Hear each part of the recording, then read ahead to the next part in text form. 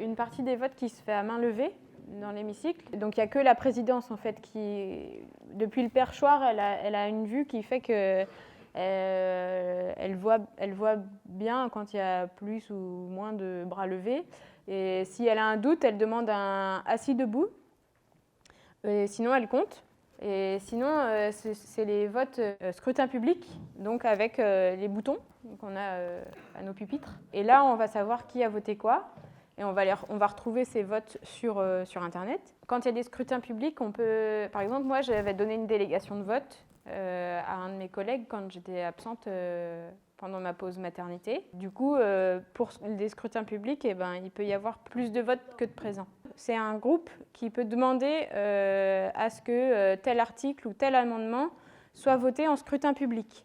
Donc on remplit une petite feuille, c'est annoncé, on a la petite sonnerie qui sonne dans l'Assemblée et pour dire qu'il va y avoir un scrutin public.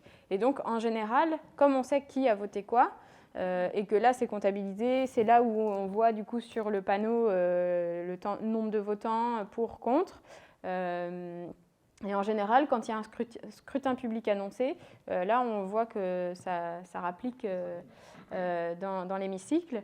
Quand il y a un assis debout aussi quand même pour le dire, moi ce que j'ai vu et qui était abusé, c'est que parfois il y a un vote qui est serré quand il était à main levée, assis debout.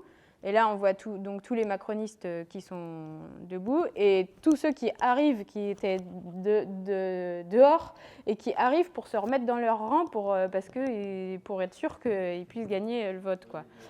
Voilà, il y a des choses comme ça qui se passent. Il y a des hold-up, ouais.